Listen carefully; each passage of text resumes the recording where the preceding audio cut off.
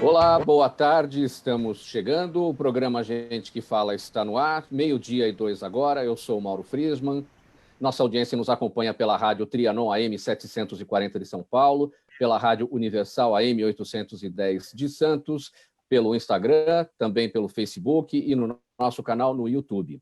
Siga a gente, curta e compartilhe os nossos conteúdos, interaja com o programa a partir de agora pelo WhatsApp, o número é o 973350038, mais uma vez, 973350038, e também pelas redes sociais, marcando a hashtag Programa Gente que Fala. Hoje é terça-feira e a nossa bancada sendo formada a partir de agora para os nossos debates, para as nossas análises, com o advogado Dr. Rodrigo Causa, especialista em direito imobiliário e recuperação judicial. Dr. Rodrigo, seja bem-vindo ao Gente que Fala. Tudo bem? Bom dia. Tudo bem? Obrigado pelo convite. Bem. Nós que agradecemos pela presença, doutor Rodrigo. Também com a gente o empresário Elias Zakzak, proprietário da Century 21. Ele é especialista em negociações diárias para incorporações na região de São Paulo. Seja bem-vindo, doutor Elias. Tudo bem com o senhor? Obrigado, bom dia a todos, bom dia aos ouvintes. É uma honra participar do seu programa, Mauro. Muito obrigado. Também com a gente a advogada doutora Maria Alécia Silva Pereira, secretária-geral da Comissão do Poder Legislativo da Ordem dos Advogados do Brasil, Seção São Paulo. Doutora Alécia, seja bem-vinda. Tudo bem por aí? Tudo bem, sou eu que agradeço, Mauro, mais uma vez estar aqui com vocês. Um bom dia para todos os ouvintes, bom dia aos meus colegas, o Isaac, bom dia ao doutor Daniel, o doutor Rodrigo, e vamos lá. Vamos lá. E fechando a nossa bancada, o doutor Daniel Matos, advogado, economista, perito judicial, especialista em direito tributário. Daniel, tudo bem? Tudo. Agradeço o convite e ainda mais na presença dos colegas, e boa tarde a todos os ouvintes. Vamos lá. Falando aqui nessa abertura sobre a situação do coronavírus, o número de mortes diárias por Covid-19 na cidade de São Paulo deixou a tendência de queda e de estabilidade que estava ocorrendo desde o dia 23 de junho. Está em alta desde o último dia 10. A média móvel nos últimos 7 dias foi de 79 óbitos diários.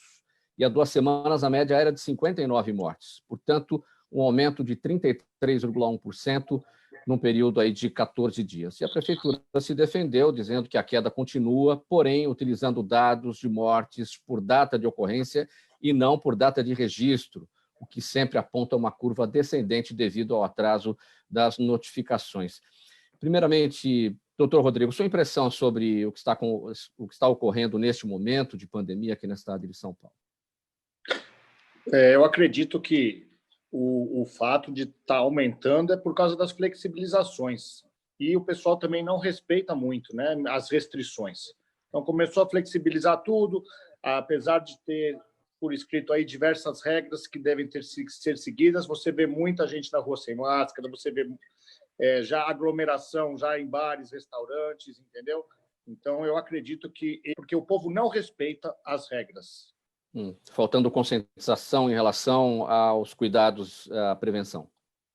E principalmente a fiscalização, porque a gente peca nisso. Olha, está aqui a regra. Se você ler lá como você tem que fazer o protocolo, é tudo bonitinho. Mas não tem fiscal na rua para ver se os comércios, as pessoas, os restaurantes estão seguindo os protocolos corretos que estabelecem as restrições para essa flexibilização. Elias, seu entendimento sobre o que está acontecendo na cidade de São Paulo em relação ao coronavírus? Eu concordo com a posição do doutor Rodrigo. Eu acho que a fiscalização ela ocorre em regiões mais nobres. A gente vê o pessoal da vigilância, mas nas periferias e nos bairros mais carentes, realmente não há o controle em relação à epidemia. É óbvio, nós temos que ressaltar o grande dilema dessa epidemia é o equilíbrio entre o controle da saúde e a questão econômica. É um problema. Achar esse equilíbrio é a chave de tudo. Então, assim, eu concordo com o doutor Rodrigo, acho que boa parte desse aumento é em função do descumprimento das regras que foram implantadas. A gente sempre tratou dessa forma, no início da pandemia, com muitos especialistas, o pessoal da área da saúde que passou por aqui, pessoal que passou por aqui. A gente falava sobre a necessidade do encontro desse equilíbrio entre preservar a saúde e preservar a economia. É uma falsa dicotomia na sua avaliação, esse ponto de equilíbrio? É possível atender aos dois lados? Veja bem, eu acho que é possível, tá certo? Esse foi o grande dilema, todos os embates, a politização que foi feita em função dessa questão, toda ela foi em função dessa questão de achar esse equilíbrio, né? Porque cada nação é uma nação, cada povo é um povo, o Brasil é um país continental, tá certo? Você não pode tratar de forma equânime todas as regiões. Então, esse é o grande problema que a gente vive hoje, né? Pessoas que precisam sair para trabalhar, não têm condições higiênicas nas suas próprias casas para se manter num isolamento seguro, não é? E tem a questão também do descontrole e da falta de cumprimento dessas normas. Eu acho que isso é uma questão polêmica, cada um tem uma opinião, mas a grande chave da solução é achar esse equilíbrio. Como e quando nós temos que fazer esse equilíbrio? Essa que é a grande questão que tem que ser discutida, principalmente vocês da imprensa, que são as pessoas que trazem as informações para nós todos os dias assustadoras, vamos dizer assim. Por conta da sua vivência, por conta dos negócios, né, dos seus negócios, da sua vivência internacional, uma vez que você é proprietário da Century 21, que é uma empresa norte-americana, você consegue fazer um comparativo entre o que está acontecendo aqui e lá? São os países com maior número de casos, maior número de mortes no mundo e com comportamentos completamente diferentes, né, das nossas populações. O comparativo eu comparo muito com os Estados Unidos, porque a nossa empresa é uma empresa americana. Nos Estados Unidos, eles estão batendo recordes de venda, de mortes. Casos de mortes?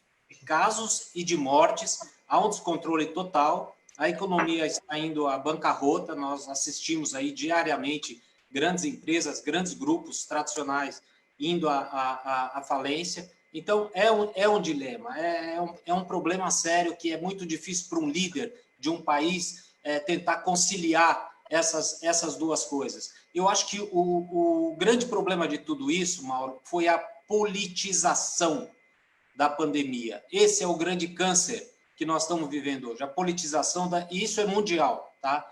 Tanto na Europa quanto nos Estados Unidos. Você vê o caso da vacina da Rússia, a omissão da publicação dos estudos em relação à vacina. Então, é uma politização que só traz prejuízo para a humanidade. Não estou falando nem para o país, é para a humanidade. Essa é a minha visão. Daniel, sua impressão sobre o que está ocorrendo na cidade de São Paulo em relação ao coronavírus? Até em complementação ao que os colegas falaram, eu vejo mais como uma questão de conscientização, né? Você passa por algumas ruas, você vê boa parte das pessoas ou sem a máscara ou com a máscara ao lado do rosto, né? Sem proteger o local que se deveria.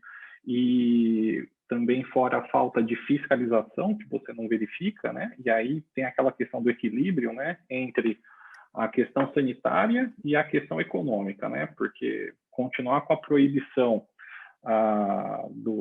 da atividade econômica como estava, né? Aquele sistema a restrição de uma forma mais ostensiva, você verifica agora o impacto que teve na prévia do PIB, né? O IBCB, que estimou por enquanto que a gente vai ter uma contração de 12% no PIB, né? Lógico que só uma prévia, né? O comunicado oficial do PIB sai agora dia 1º de setembro, mas imagina-se que o impacto seja maior, até porque as previsões que se tem até o presente momento é que até o final do ano o Brasil feche com contração de 5,5% em média. Doutora Alessia, sua impressão sobre a questão da Covid na cidade de São Paulo? Seu microfone fechado, doutora.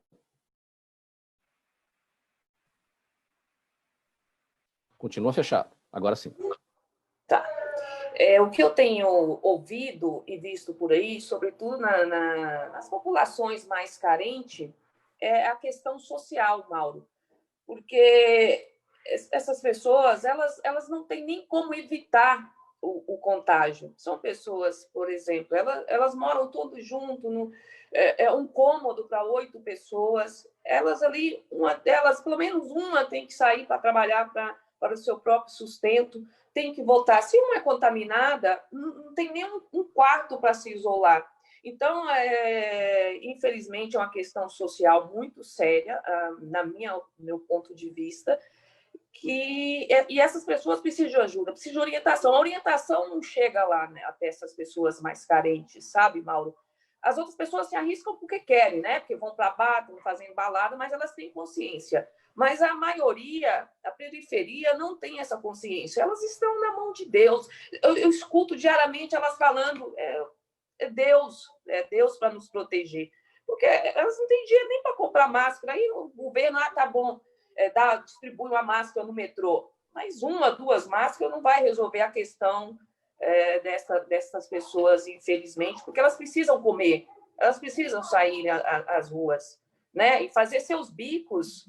Então, você tem aí o grande centro, aí, que eu não vou citar a região, que ficam lá fazendo as suas vendas, se arriscando, e muitas vezes tiram a máscara mesmo. Então, é uma questão social, é uma questão política. Então, essas pessoas nunca foram cuidadas. Então, agora, esperar que seja resolvida essa questão agora, plena pandemia, é absolutamente impossível. Seguindo aqui com os nossos assuntos, nesta edição do programa Gente que Fala, nossa audiência pela Rádio Trianon AM 740 de São Paulo, Rádio Universal AM 810 de Santos. Estamos também nas redes sociais simultaneamente, Instagram, Facebook, no nosso canal no YouTube. Aí pelo YouTube, não se esqueça, clique no sininho para receber as notificações de todas as nossas transmissões. Marque a gente com a hashtag Programa Gente que Fala. Na esteira do assunto aqui da Covid-19, a pandemia trouxe uma crise de dimensões gigantescas a todos os setores da economia. Na área tributária trouxe também a oportunidade para uma reforma ampla e efetiva, e é aí que a confusão começa. Com diferentes propostas criadas pela Câmara dos Deputados, pelo Senado Federal e também pelo governo, a reforma parece ainda longe de encontrar um modelo que atenda aos dois lados, ao fisco e também aos contribuintes. O Brasil tem hoje um dos sistemas tributários mais complexos do mundo, com mais de 60 tributos e uma burocracia que chega a consumir bilhões por ano das empresas.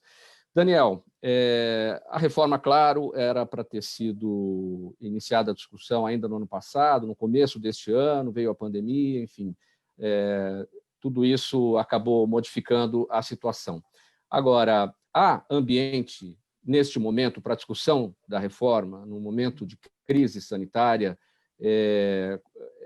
já não havia consenso, né? Fica pior a situação. Então, a questão vamos imaginar a reforma, né? A reforma ela é o quanto o Estado precisa de recurso para gerir as obrigações que ele tem perante a sociedade, né? Antes, a questão ela já vinha sendo debatida, havia uma certa resistência, especialmente do setor de serviços, porque hoje as empresas de serviço elas pagam entre 2% a 5% do serviço, com essa proposta que está sendo apresentada, que é o IVA dual. A alíquota, até o estudo, tinha um estudo do IPEA do ano passado, que era 29,6%, e já tem estudo, notícia sendo vinculada entre 30% e 32%. Né? Então, você imagina o porquê de se tributar tanto o setor de serviços, sendo que ele representa do PIB o equivalente a 36% da receita primária do país. Né? Em relação ao ambiente, o momento agora, eu até entendo a intenção do governo em apresentar a proposta com o objetivo de demonstrar para a nação que eles estão preocupados com a questão da arrecadação, porque houve o primeiro rompimento do teto de gastos, um endividamento em massa, né, que infelizmente isso vai ser repassado para os próximos anos, né, normalmente vem com inflação. O Tesouro já até soltou a emissão de títulos a curto prazo, né, que também pode gerar alguns efeitos nos preços. E só que assim, o momento, na minha visão, além do Covid, o adequado seria primeiro encerrar a reforma administrativa, né, para você mensurar para o futuro o tamanho de Estado que você deseja, o quanto que você realmente vai ter que cobrir, fora essa massa de endividamento em razão da estagnação parcial da economia que a gente sofre agora. né? E eu ainda... concordo com você, Daniel, concordo com você, desculpe interromper. Eu acho que a sequência das reformas está errada. Primeiro, a administrativa, para você saber o tamanho do Estado, o quanto vai representar a folha, para depois você fazer uma reforma tributária, tá certo? Que permita que o Estado consiga fazer investimentos.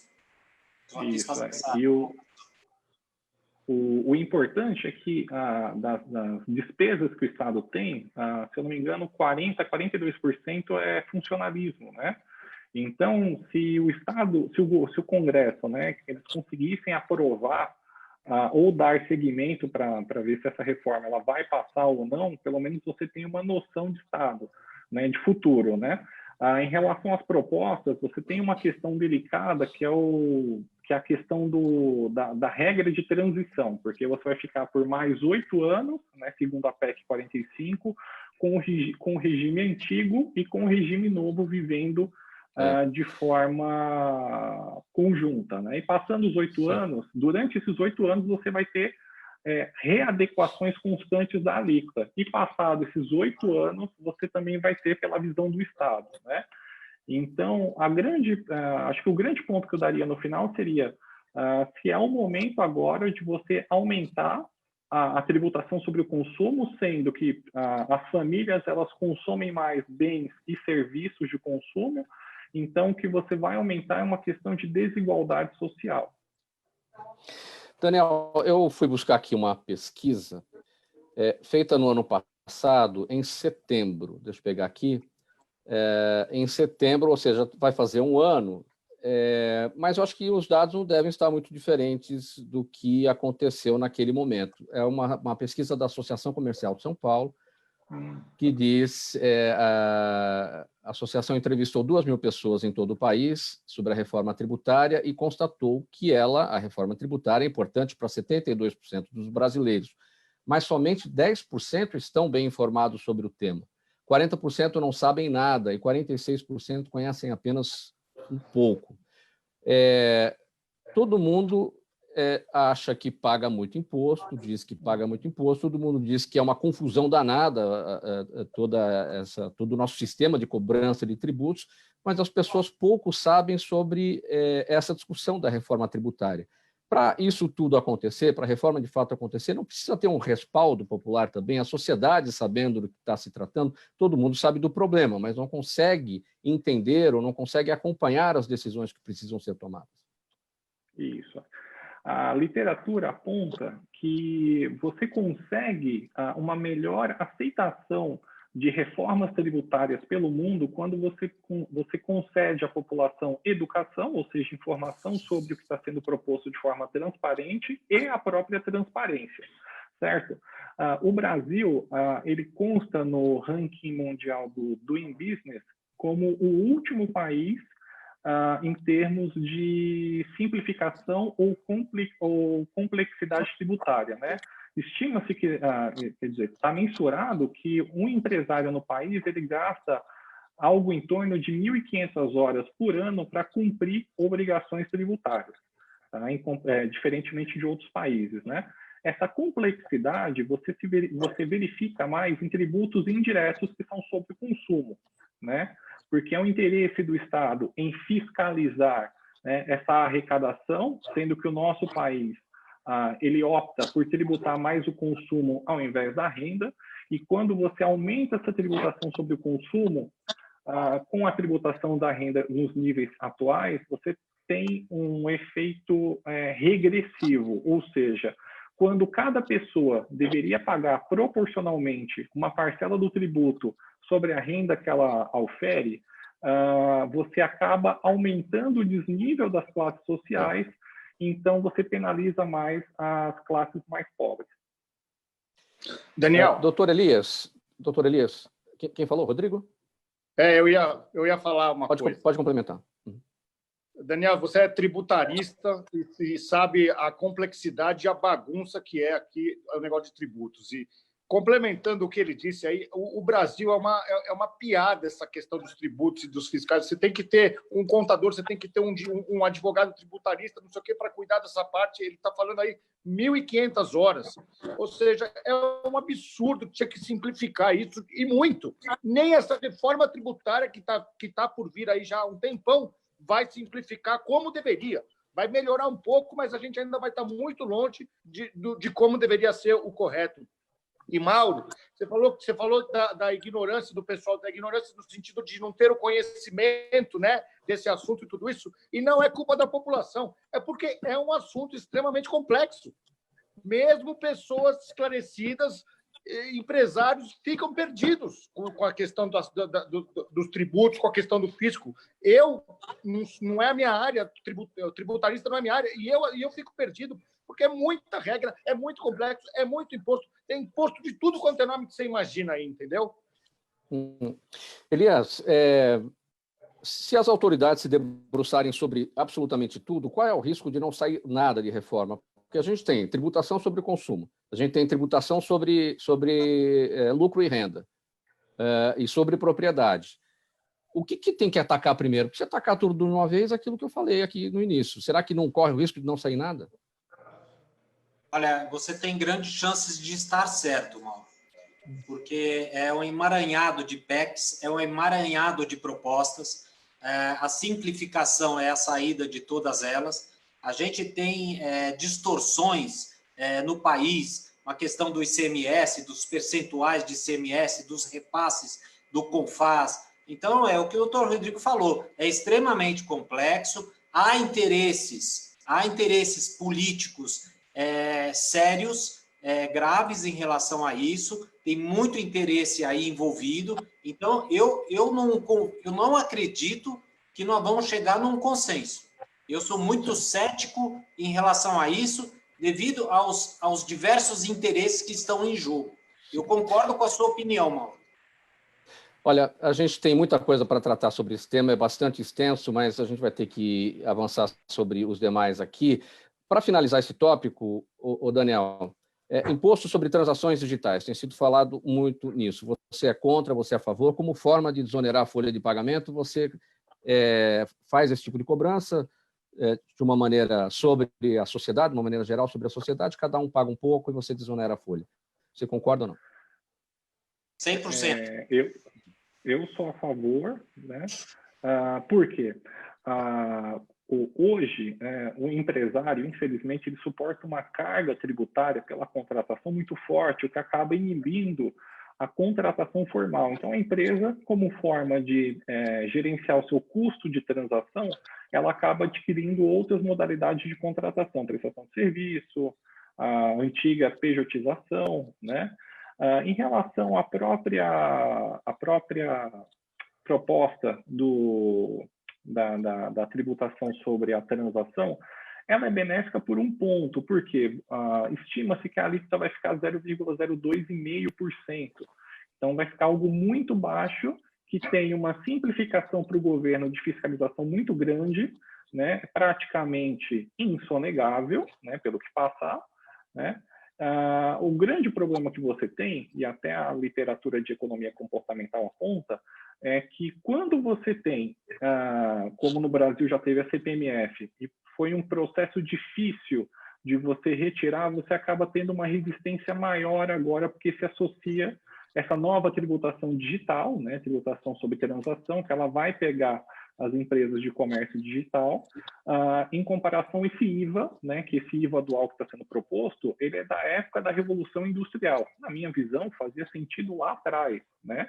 A tendência é que, com o tempo, você tenha mais serviço do que comercialização de produto, porque, na verdade, hoje, os consumidores, eles compram os produtos à distância. Nesse período da pandemia mesmo, o consumo foi maior via online.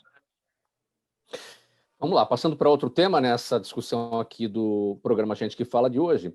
Todos os indicadores atestam que os pedidos de recuperação judicial de empresas devem disparar neste ano na esteira da pandemia do coronavírus. Escritórios especializados no setor e economistas prevêem que entre 3 mil e 5 mil companhias deverão recorrer à justiça para evitar um pedido de falência e ganhar tempo para se refazer da paralisação dos negócios provocados pelas medidas de isolamento social adotadas no esforço de conter a disseminação do Covid-19. Doutor Rodrigo Causa, tocando muito aí o telefone do seu escritório em pedidos de recuperação judicial? Tem tido bastante demanda. Eu também vejo a situação dos meus clientes. E isso é uma forma da empresa buscar a justiça para literalmente se recuperar, ao invés de falir ou de fechar as portas, certo?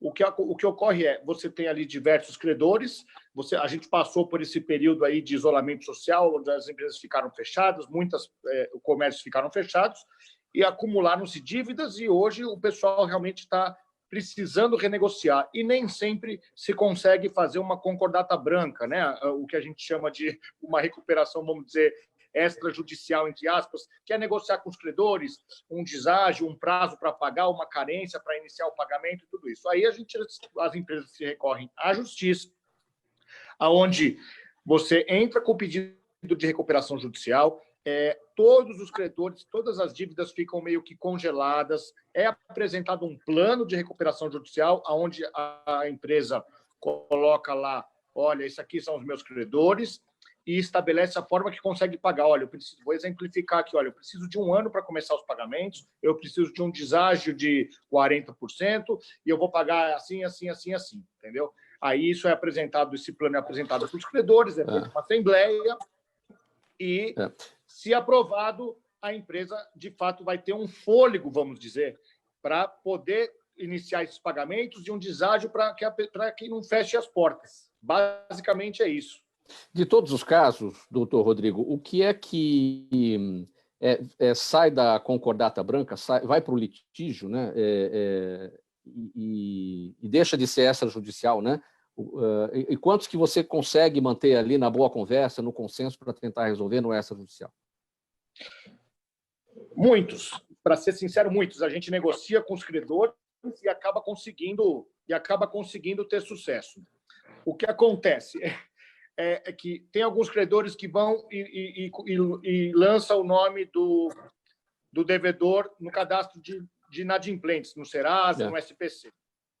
Aí é que começa a grande confusão, porque aí a empresa não consegue crédito.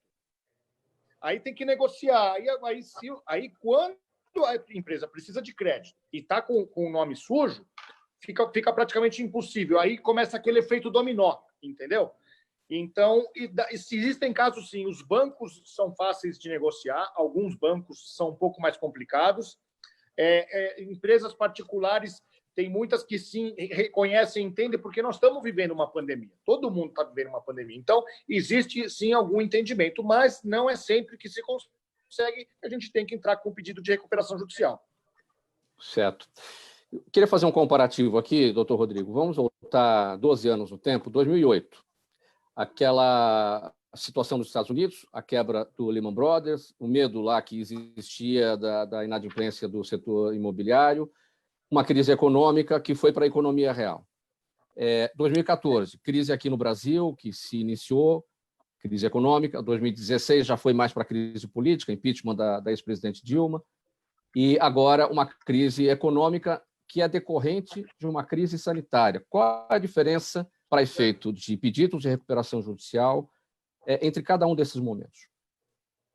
Olha, os juízes, falando juridicamente, do ponto de vista ali dos juízes, eles estão muito mais flexíveis em relação a aprovar, né, a recuperação judicial da empresa devido à pandemia.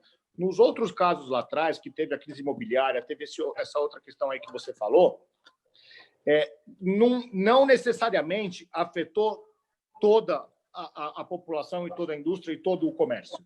Foram alguns setores que foram afetados. Claro, a economia acaba afetando tudo, mas da forma direta, como aconteceu nessa pandemia, de todo mundo fechar as portas, é uma coisa inédita. Pegou todo mundo praticamente sem exceção, exceto o quê? A indústria farmacêutica e supermercado, não consigo pensar em muitas outras questões. O resto parou, entendeu? Então, os juízes estão mais flexíveis, apesar de que a decisão final vai ser sempre dos credores, porque é feita uma assembleia, entendeu? E até os credores, como eu disse, estão um pouquinho mais flexíveis e olhando e falando assim, puxa mesmo, o cara ficou de porta fechada 3 meses, não faturou nada, vamos também tentar entender.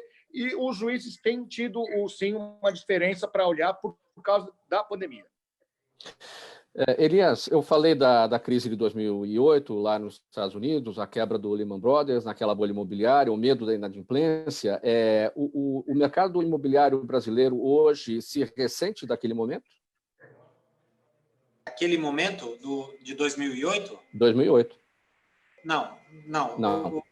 Os mercados imobiliários eles não se comunicam de país para país. Nós estamos vivendo uma crise pontual, né? Uma crise de mercado imobiliário pontual, que a gente acredita que vai passar num curto espaço de tempo, né? A gente acredita que até o final do ano as coisas começam a se ajustar e a perspectiva de recuperação do mercado imobiliário ela é patente, porque nós temos aí uma briga que é histórica entre o tijolo e os juros, né?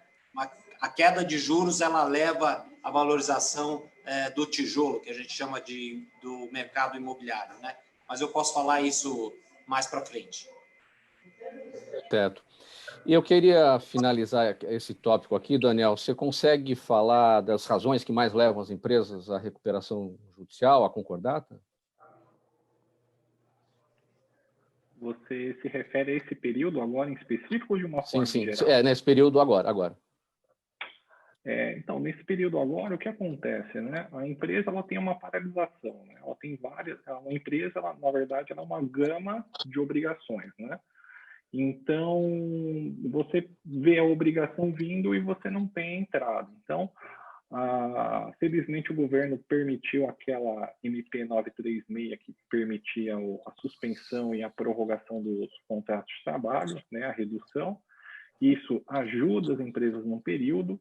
Tá? Mas como se trata de uma crise, né, sincronizada em razão de uma questão sanitária, que acredita-se que a normalidade ela só ocorrerá quando houver a distribuição da vacina pelo mundo, então até esse momento a economia ela vai voltar de forma latente, logo o efeito, né, ele não vai ser de forma semelhante em todos os setores, porque cada setor tem o que em economia se chama de elasticidade. Então, você tem, por exemplo, a aquisição de combustível. A elasticidade é menor porque as pessoas precisam de combustível para locomoção. Em outros setores, você tem elasticidades maiores. Então, a sensibilidade, que é a elasticidade, o impacto de uma crise sobre um determinado setor, ele é mais agressivo do que em outros setores.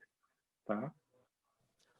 Você nos acompanha pela Rádio Trianon AM 740 de São Paulo, Rádio Universal AM 810 de Santos. É o programa Gente que Fala. Também estamos no Instagram, no Facebook e no nosso canal no YouTube.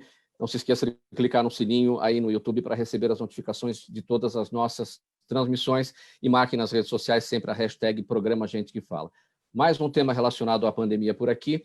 O fechamento do comércio e de serviços nessa quarentena fez muita gente perder renda e emprego e, consequentemente, ter dificuldades para pagar as contas. Um gasto relevante que pode sofrer impacto nesse cenário, claro, é o aluguel. Para especialistas, o caminho pode ser negociar, ou deve ser a negociação, né? Porém, no caso do aluguel, quase sempre é necessário lidar com outra pessoa, cujo orçamento também pode ser impactado na crise, ou mesmo ter o aluguel como principal fonte de renda. Elias, está difícil de locadores e locatários se sentarem para fazer a negociação nesse momento? Mauro, eu costumo dizer que ninguém vai sair ileso dessa pandemia, né? Muitos sobreviverão, mas sempre haverá algumas feridas. No caso da negociação dos aluguéis, há que se ter o bom senso. O bom senso é a chave para a solução desses problemas. Judicializar uma questão de uma relação contratual de aluguel é o pior caminho. Óbvio que as duas partes podem perder, tanto o proprietário, o locador, quanto o locatário. Mas há que se negociar. Eu vou te dar um exemplo. Você tem um restaurante e você ficou fechado 4 meses. Eu sou o dono do imóvel. Ora, eu tenho que ponderar que você não tem faturamento. Eu tenho que tentar chegar num acordo com você. Agora, se você, por exemplo, tem uma farmácia, tá certo? Você está trabalhando a todo vapor. Olha, vamos sentar e vamos conversar. Então, o bom senso é a palavra. Não há outra saída. Agora, infelizmente, nenhuma das partes sairá ilesa. Todo mundo tem que ceder um pouco para que se haja um consenso. Essa é a chave. A gente está tendo muita disputa aqui, muita briga, uns concedem 50%, outros concedem o aluguel todo, outros não querem abrir mão da negociação. Mas, no final, tem que se chegar num acordo. Por quê? Porque essa pandemia é passageira e a relação contratual ela vai perdurar, entende? Então, você tem que pensar também um pouco lá na frente. Ceder agora para poder continuar ganhando lá atrás. Por quê? Porque imóvel bom é imóvel ocupado, certo? Você imagina você, proprietário de um imóvel, você está com ele vazio, pagando IPTU, tá certo? Correndo o risco de uma invasão. Não é melhor manter o seu inquilino? Quem está mais inflexível, o locatário ou o locador, nessa negociação? O locatário. O locatário ele tá buscando um bônus, uma isenção completa. Sempre o locatário é o que está reivindicando mais. É natural que é o que paga, né? Você que paga, você quer pagar o menos possível, né? E você que recebe, você quer receber, mas sempre tem esse embate.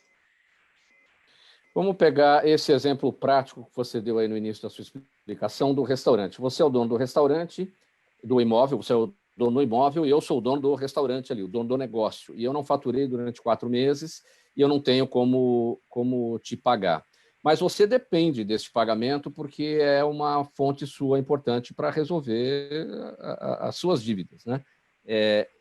Isso acaba dificultando mais a negociação? Mas veja, eu sou o proprietário do imóvel, certo?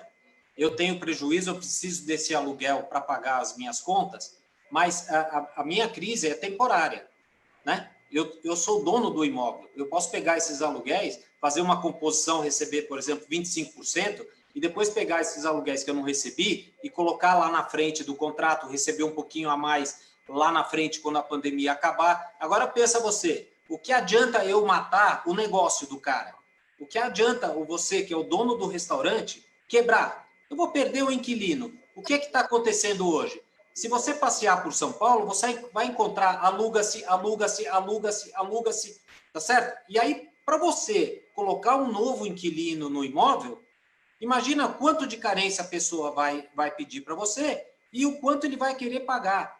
Então, há que se ponderar. Se você tem um inquilino honesto, correto, que sempre cumpriu as suas obrigações, você tem que fazer uma concessão para que você mantenha essa relação locatícia.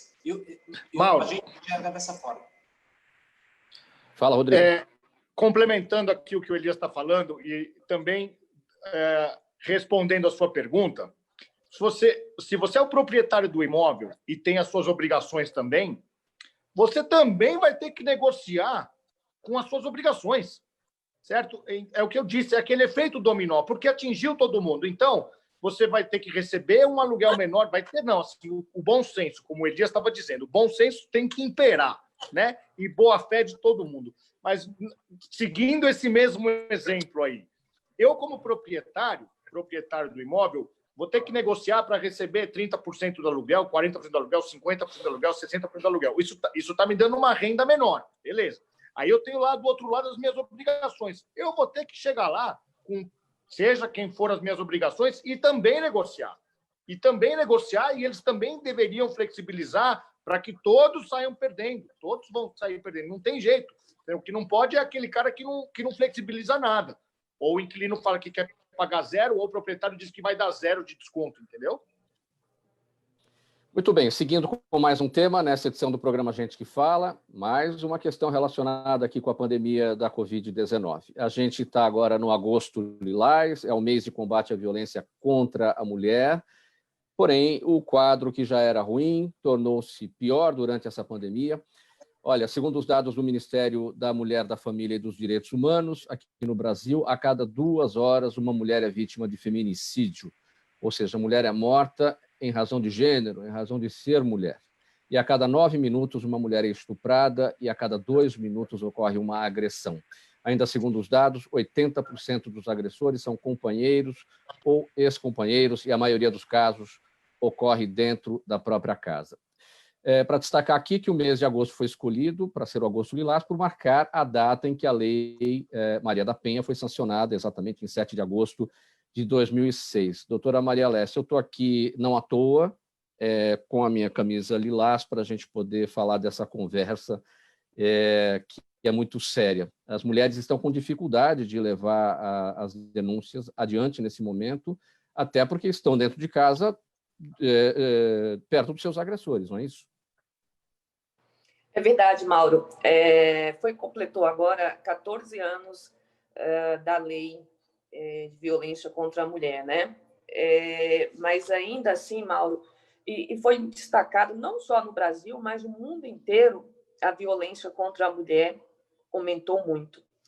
A ONU, que no seu núcleo especializado no direito da mulher, fez uma pesquisa que no início da pandemia já tinha aumentado aqui nas Américas, também no Caribe, o número de violência contra a mulher. E como você mesmo disse, que a cada minuto a mulher sofre violência no Brasil, em todas as regiões. E o medo delas, né? Porque ali tem a pressão psicológica, que também caracteriza uma violência doméstica, né? A Lei 13.140 de 2015 acrescentou no parágrafo 2º do artigo 121 do Código Penal esse tipo o feminicídio, né? Que é um homicídio doloso contra a mulher em razão do sexo feminino. Simplesmente porque ela é mulher, ela sofre todas essas violências. E a discriminação, tem o menosprezo também contra a mulher. E o acesso a pedir ajuda, né? Fica difícil, como você mesmo falou, Mauro. Elas estão dentro de casa, não tem como sair, geralmente são vigiadas pelos seus companheiros. E o menosprezo se dá. Quando a mulher quer separar, claro que a gente está falando, nós estamos falando, tem homens maravilhosos, graças a Deus. Mas daí vai falar, mas por que ela quer me largar? Eu sou melhor que ela. É aí que vem sendo cometido essa violência pelos ex também, que aumentou muito desculpa, Maura, a bateria aqui. Essa violência de ex-marido, ex-namorado, essa matança de mulher todos os dias. A gente tem visto pelas redes sociais, mas exatamente, eu recebi há pouco tempo no WhatsApp um vídeo, e tem várias alternativas aí nesse sentido, acontecendo numa farmácia de uma mulher com um X marcado de batom na palma da mão, e aquele sinal era justamente para indicar que ela estava sendo vítima de agressão. Então, essa forma mais velada de passar a informação, de conseguir chamar a atenção das pessoas, para que as pessoas chamem a polícia, chamem as autoridades, enfim.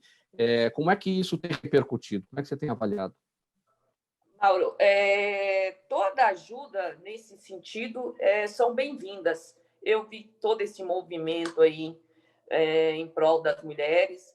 É positiva, mas ainda falta muito o que melhorar, viu? Muito, muito, muito. As mulheres são vítimas todos os dias. Aí eu entro também nas razões, um pouco, tem a parte política, tem a parte social também, que tem que ser voltada mais para as mulheres. As redes sociais ajudam muito nesse sentido, porque tem a denúncia, a mulher vê uma outra que denunciou, ganha coragem, ganha estímulo, né, para fazer a denúncia também. Mas o que mais impede a mulher de denunciar hoje é o medo de ser morta, e provavelmente será morta mesmo. E a segunda coisa é a dependência. Eu não estou falando da dependência financeira, hein, Mauro? Porque a dependência emocional. Trabalhando, a dependência emocional. A dependência emocional é um dos fatores que mais impede a mulher de denunciar. Aí o cara chega no outro dia, vem com uma conversinha, pede desculpa, ela acredita que vai ficar tudo bem. E tem os filhos, não quer ali acabar com a família, né? Então, ela fica pensando, amanhã vai melhorar, ele falou que não vai acontecer. Agora, nesta pandemia, eu particularmente, recebi muitos zaps pedindo orientação como agir nesse sentido, porque as mulheres tinham medo, de fato, de fazer a denúncia. E, de certa forma, a gente fica até com uma responsabilidade, viu, Mauro? Porque você vai lá e fala, não, tem que fazer a denúncia. Mas já aconteceu casos de que você fala, tem que fazer a denúncia e mata a mulher. Então, precisa ser um trabalho político, um trabalho social, votado ainda mais, mesmo que já tenha, mas está pouco diante do que a gente tem assistido todos os dias, Mauro. Então, é algo grave, preocupante, que tem que ser bem trabalhado. Doutora Alessia, temos perguntas aqui da nossa audiência. A Silvia está no bairro da Moca. Obrigado, Silvia, aqui pela pergunta. Ela dirige uma pergunta para você. Ela quer saber o seguinte: juridicamente, as pessoas que foram ontem ao hospital para tentar impedir o aborto daquela menina de 10 anos que havia sido estuprada pelo tio, ou mesmo as pessoas que divulgaram as informações a respeito nas redes sociais, cometeram algum tipo de crime? Mauro, na minha opinião, eu não vejo que tem nenhum tipo penal que peça alguém de manifestar. Nós vimos na democracia, ninguém entrou lá dentro, tirou a menina à força. Foi lá só expressar um sentimento, né, que não gostaria. Mas eu não vejo que tenha tipo penal para manifestações. Não tem, a lei não prevê nesse sentido aí. Não acho que houve nenhum um prejuízo criminal nesse sentido. Então, na minha opinião, acho que o doutor Rodrigo poderia falar mais a respeito, que ele também é um grande criminalista, se há um tipo penal para manifestação. Não há. Doutor Silvia, Rodrigo. muito obrigada pela pergunta, viu, Silvia? Mas, na minha opinião, não cometeram o crime. Doutor Rodrigo, realmente, na sua avaliação, sim ou não? Não. Eu estou de acordo com a doutora Alessia. O fato de você se manifestar dentro, né, de uma manifestação aí pacífica realmente não é um fato típico, não é um fato penal. E em relação à violência doméstica, pegar só a bateria. Nós temos um ponto também que seria a ineficiência e a resposta do policial ali, civil ou militar, e isso também, às vezes, inibe a mulher de ir lá fazer a denúncia, entendeu? Porque ao momento que ela entrou na delegacia e fez uma denúncia, ela tem que ter uma resposta imediata, ela tem que ter um respaldo imediato ali, porque se ela vai na delegacia, faz a denúncia e volta para casa dela, vai acontecer uma tragédia, entendeu? E tem que ter, acho que, uma resposta, um respaldo, uma eficiência maior em relação a como tratar a partir do momento de uma denúncia, para não deixar o cara chegar perto da mulher. Ela tem que sentir isso daí. Aí talvez ela perca um pouco esse medo, de tantas mulheres que têm medo. Daniel, o André Mink está no Facebook acompanhando aqui a nossa transmissão. Obrigado, André, pela pergunta aqui que você envia aqui para o Daniel. Ele pergunta se, na sua opinião, uma reforma tributária que realmente reduza os impostos é possível sem que haja antes uma reforma administrativa no governo. Você já disse que sim aqui no início da nossa conversa. É preciso primeiro entender o tamanho do Estado, redimensionar o tamanho do Estado para partir para a reforma tributária, não? Isso, Se nós considerássemos, se nós excluíssemos o Covid e nós tivéssemos a aprovação da reforma administrativa e aí sim o debate sobre uma reforma tributária, seria possível você imaginar uma redução de carga tributária. O problema é que, como veio o Covid, todo esse impacto que os colegas estão debatendo aqui, né, de inatividade total ou parcial, né, da economia, eu imagino que redução não haverá nesse período agora, por isso que eu acho que é inadequado a discussão da reforma tributária nesse momento. A simplificação, ela seria, sim, desejável, né? Só que tem que ver a forma como vai ser feita essa simplificação e como vai ser repassado o custo para o consumidor final. Acabei não tocando no assunto aqui do que já estava antes no Congresso. A gente tem a PEC 45 na Câmara dos Deputados, a gente tem a PEC 110 no Senado Federal e tem a proposta do governo. Quer dizer, vai acabar ficando uma coisa ou outra ou uma grande discussão para que se junte o melhor de cada uma dessas peças? O que o próprio ministro da Economia já comentou é que ele imagina uma coexistência da CBS, né, que é uma contribuição, com o IVA, né? O IVA, ele se subdivide aí hoje em duas propostas, a PEC 45 e a PEC 110. Qual a diferença das duas de uma forma bem geral? A PEC 45, ela elimina do Estado a possibilidade de fazer política pública por endividamento.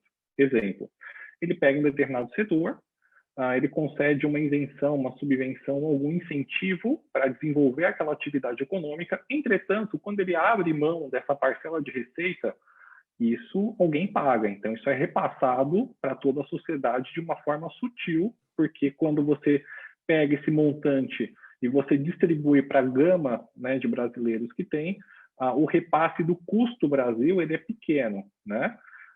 Em contradição, a PEC 45 ela elimina e a PEC 110, que, se eu não me engano é a PEC do Senado, ela ainda prevê essa possibilidade de financiamento por endividamento do ente público. Sim, agora pergunta aqui para o doutor Rodrigo, quem manda é o Marcos Estevão, com a gente no Instagram. Marcos, obrigado aqui pela seu questionamento para o doutor Rodrigo. Ele quer saber o seguinte, o que diferencia a recuperação judicial da concordata e qual é a melhor opção? Na verdade, doutor Rodrigo, a recuperação judicial é o novo nome dado à concordata. Antigamente se falava em concordata, hoje é recuperação judicial, não é? Exatamente, exatamente. E existe, obviamente, o jargão que é a concordata branca. Eu acho que respondendo a pergunta dele, você, antes de chegar na recuperação judicial, tentando uma concordata branca, é você negociar extrajudicialmente com os seus credores, entendeu? Preferencialmente por meio de um advogado, aonde você vai tentar uma carência, um deságio, uma forma de pagamento, que é exatamente o que você faz numa recuperação judicial, certo? Mas antes de judicializar, você tenta um acordo com os credores. Seria, vamos dizer, um passo antes de você ir para o litigioso. Não dando certo, a recuperação judicial é basicamente isso. É a negociação com os credores, só que ali com um juiz tomando decisões. Entendeu? Tem a Assembleia de Credores e tudo isso. Elias, o Everaldo Martins com a gente no nosso canal no YouTube quer saber o seguinte, como é que você avalia, como é que você acredita que deve ficar a questão dos aluguéis no ano que vem, considerando que a pandemia deve acabar, mas seus efeitos na economia ainda podem se prolongar por muito tempo. Tomara, Everaldo, que a pandemia termine, de fato, no ano que vem. Vamos torcer para isso. A gente vê a questão dos aluguéis no mercado imobiliário, a partir do ano que vem, vai retomar um patamar razoável, normal, mas o baque foi muito grande. Os valores de aluguel vão continuar caindo, nós vamos ter um outro patamar de valores. Então, a gente acredita que até o final do ano, quem ficou, ficou, quem saiu, saiu, já se adequou às situações de locatário e locador. Mas a tendência é de uma redução de 20% a 25% dos valores do aluguel. Um exemplo, você saiu do seu imóvel, devolveu, e você vai voltar o ano que vem para trabalhar e tudo mais. 20% a 25% abaixo do valor do que você pagava do aluguel. Porque nós vimos numa subida muito grande, o mercado estava muito aquecido. E agora, como existe um excesso de ofertas, é a hora de você fazer um bom negócio. Com certeza, você vai ter muita opção antes de escolher qual imóvel você vai alugar, tanto do âmbito comercial quanto no âmbito residencial. Então, muito cuidado, negocie bem, procure as melhores opções, entendeu? Para você fazer um excelente negócio.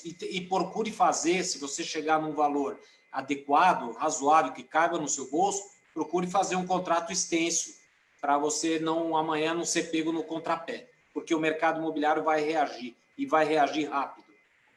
Você acha que deve mudar alguma coisa em relação à lei do inquilinato? Porque a lei prevê os contratos de 30 meses, né? Isso tudo vai fazer com que haja uma necessidade de mudança também nos prazos dos aluguéis? Não, eu não acredito. A lei do inquilinato é uma lei muito objetiva, muito direta.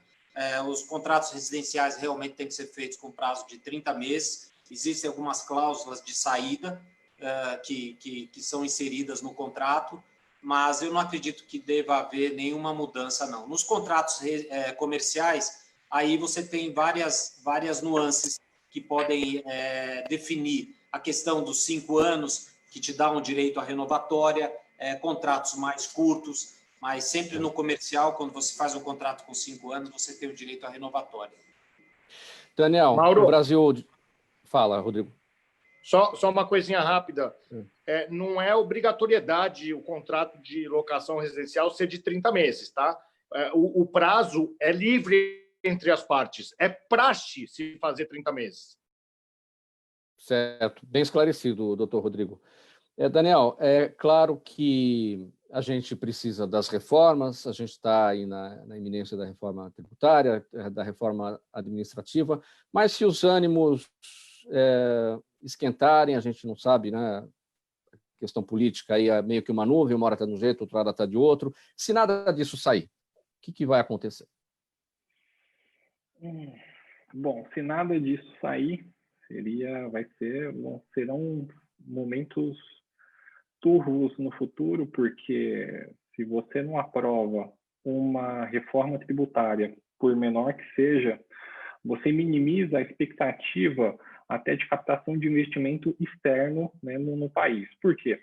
O país ele furou o teto, então ele tem um endividamento muito grande hoje que precisa ser administrado, ele não tem recurso para fazer investimento público, essa é a principal discussão que tramita hoje lá no Congresso, e a saída seria gerar estímulos ou incentivos para a atividade privada desenvolver isso, né? Lógico que contribuiria com o desenvolvimento da atividade econômica, geraria emprego, né? Você volta a movimentar a economia e, por uma forma, o governo ele consegue, a um passo maior, minimizar esse largo efeito que a gente sofreu. Daniel, 10 segundos para a sua despedida, nosso tempo se esgotando. Grato pelo convite novamente, especialmente na presença dos colegas, né? Foi um prestígio. E grato ao convite de novo pela Zenilda e agradeço e boa tarde. Doutora Alessia, 10 segundos para a sua despedida. Doutora Alessia? Fechado o microfone. Agora vai. Pronto, abri. Mauro, muito obrigada. Parabéns pelo programa. Eu agradeço a todos os ouvintes. Deixo um abraço especial pela Silvia, pela participação dela. E agradeço a todos os colegas nesse debate. Espero que a gente tenha contribuído um pouquinho para a sociedade, como a Rádio Trianon contribui sempre, todos os dias. A equipe toda está de parabéns. Grande beijo para todos. Obrigado pelas palavras, doutora. Elias, sua despedida, 10 segundos. Muito obrigado, Mauro. Parabéns pela condução do programa Gente que Fala. É uma honra falar para os seus ouvintes. Estamos sempre à disposição. Mais uma vez, parabéns e muito obrigado a você e a Zenilda. Muito obrigado. Doutor Rodrigo. Quero agradecer a todos os colegas que estiveram aqui, Mauro, aos ouvintes, as perguntas que fizeram para nós. Muito obrigado, bom dia a todos. Muito obrigado. Ponto final nessa edição do programa Gente que Fala de hoje, com os nossos convidados, doutor Rodrigo Causa, o advogado doutor Rodrigo Causa, o empresário Elias Zakzak, proprietário da Century 21, a advogada doutora Maria Alessia Silva Pereira e também o economista, advogado, especialista em direito tributário, o Daniel Matos. Na mesa de som com a gente o Sérgio Souza, que também é o gerente técnico da Rádio Trianon, a apresentação minha, Mauro Friesman, a pauta e a redação do programa do Pedro Schiavon, a diretora de produção é a Zenilda Salvato, Fausto Camunha é o diretor-geral e do outro lado, gente que fala, você, ouvinte, espectador, a razão da nossa presença aqui todos os dias. Obrigado pela audiência, tchau e até amanhã.